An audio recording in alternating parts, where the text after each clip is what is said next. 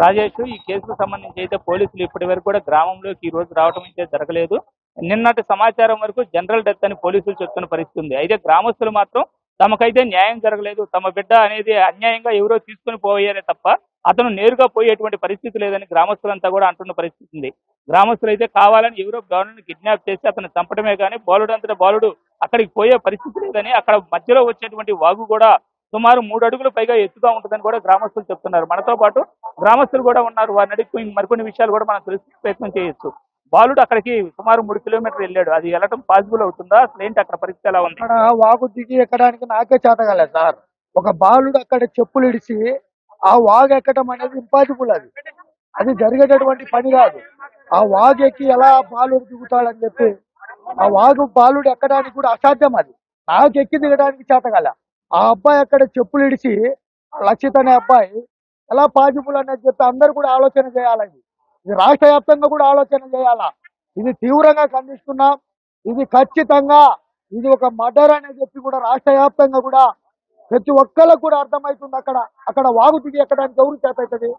ఇక్కడ గమనించినట్లయితే అక్కడ మధ్యలో వచ్చేటువంటి వాగు సుమారు 3 అడుగులు పైగా ఎత్తుగా ఉంది. అది చిన్న బాలుడు దిగి ఎక్కే పరిస్థితి లేదంటారు. మనతో పాటు గ్రామ సర్పంచ్ భాషా గారు కూడా ఉన్నారు. వారిని అడిగి కూడా తెలుస్తున్నాం. సార్, ఈ ఇన్సిడెంట్ మీరు ఎలాగా భావిస్తా ఉన్నారు? సార్, ఇప్పుడు నాకేంటంటే డౌట్, గ్రామ ప్రజలు ఎల్కోట పంచాయతీ ప్రజలు మొత్తం డౌట్ ఏంటంటే వాళ్ళకు ఒక కాలువ 4 అడుగులు ఉంది ఎత్తు. అది మామూలుగా పెద్దవాళ్ళు ఎక్కడమే కష్టము. ఆ పిల్లోడు దాంట్లో దిగినోడు చెప్పులు వదిలిపెట్టి సరే అక్కడి నుంచి ఎక్కడ ఆ కాలువ నుంచి దూరం పోవాలా.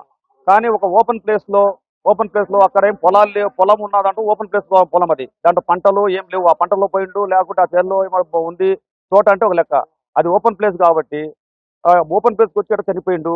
వీడు చనిపోవడానికి మేము ఒక అనుమానం వ్యక్తం చేస్తున్నాము. ఇది మర్డర్. దీనికి మీద చర్యలు బాగా తీసుకోవాలని చెప్పి గ్రామ ప్రజలు దీనికి ఖండిస్తున్నాం మేము. ఇది మాత్రం సహజ మరణం కాదని ప్రజలు అంటున్నారు. తర్వాత ఉన్న గ్రామ పెద్దలు అంటున్నారు. అది మా గుర్తు అదే డౌట్ ఉంది. దీని మీద యాక్షన్ తీసుకోవాలని మేము ఒక సర్పంచ్గా నేను కోరుకుంటున్నా. అయితే గ్రామస్తులు మొత్తం కూడా ముక్తకాంతంతో ఇదైతే అనుమానించదగ్గ విషయం, ఖచ్చితంగా ఇది సహజ మరణం కాదని చెప్తూ ఉన్నారు. మనతో పాటు ఎంపీటీసీ రవీంద్ర కూడా ఉన్నారు. ఆయన అడుగుదాము. సార్, ఇక్కడ బాలుడు సుమారు 8వ తేదీ ఉదయం మిస్ అవ్వడం జరిగింది. 11 గంటల సమయంలో 10వ తేదీ ఉదయం మృతదేహాన్ని చూడటం జరిగింది. డాక్టర్లు పోస్ట్ మార్టంలో కూడా ఎర్లీ డెత్ అంటే సుమారు ఒక 6-7 గంటల ముందుగా జరిగి ఉండొచ్చని కూడా చెప్తూ ఉన్నారు. మరి ఈ మధ్య సమయంలో పిల్లవాడు అక్కడికి పోయి తిరిగి ఇటువంటి పాసిబిలిటీస్ ఏమైనా ఉన్నాయంటారా? అంటే మా గ్రామ ప్రజలు అనేది ఏంటంటే, ఇప్పుడు చిన్న 2 ఏళ్ల పిల్లోడు అంత దూరం వెళ్ళలేడు. వెళ్ళినా కానీ ఒక ముళ్ళు గుచ్చుకోవటం కానీ, పిల్లోడికి ఏమి కాలుకి దెబ్బలు తగలటం కానీ ఏమీ లేకపోవడంలో అసలు ఎందుకు ఇది ఇలా జరిగింది అనేది కొంచెం అనుమానం వ్యక్తం చేస్తారు. అనుమానం కాదు, చాలా గట్టిగా అనుమానం వ్యక్తం చేస్తున్నారు.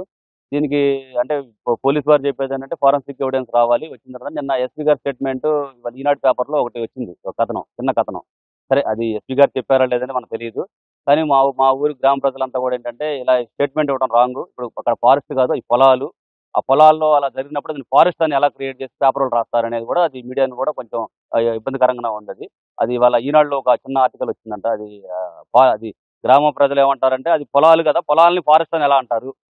పొలాల్లోకి ఒక పిల్లోడు 2.5 సంవత్సరం పిల్లోడు వెళ్ళి అక్కడ కాళ్ళకు కానీ ముళ్ళు కానీ ఏమీ లేవు.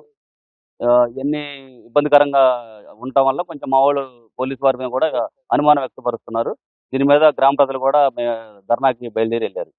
అయితే ప్రజలు, గ్రామస్తులు మొత్తం కూడా అంటాం ఏంటంటే ఇది ఖచ్చితంగా ముమ్మాటికి మర్డర్. చిన్నపిల్లవాడు అంత దూరం వెళ్ళేటువంటి అవకాశం లేదు. సుమారు 3 కిలోమీటర్ల దూరం మధ్యలో వాగులు, వంకలు, చిల్ల చెట్లు లాంటివి ఉన్నాయి.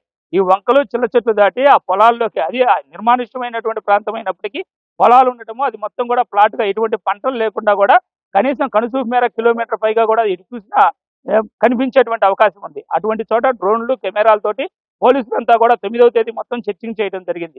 అయితే బాలుడు చెప్పులు కనిపించినటువంటి నల్లవాగు గట్టు ఏదైతే ఉందో సుమారు అది 4-5 అడుగులు ఎత్తు ఉన్నట్టుగా కూడా చెప్తూ ఉన్నారు. అంత ఎత్తు పెద్దవాళ్ళు ఎక్కాలంటేనే కష్టంతో ఎక్కాలి.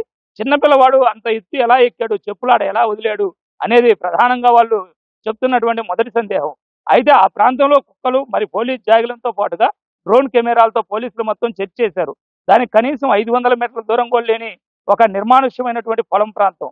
అసలు కంటి చూపుతో చూసినా కూడా సుమారు అక్కడ కిలోమీటర్ దూరం చూడటానికి అవకాశం ఉన్నప్పుడు పిల్లవాడిని ఎవరు గమనించకపోవకుండా ఉండడానికి కారణం ఏంటి? దాదాపు పొలాల్లో పనులు చేసుకునే వాళ్ళు, అంటే సీజన్ స్టార్ట్ అవుతుందో పొలాల్లో పనులు చేసే వాళ్ళు కూడా ఆ పొలాల వెంట ఉండే అవకాశం కూడా ఉంది.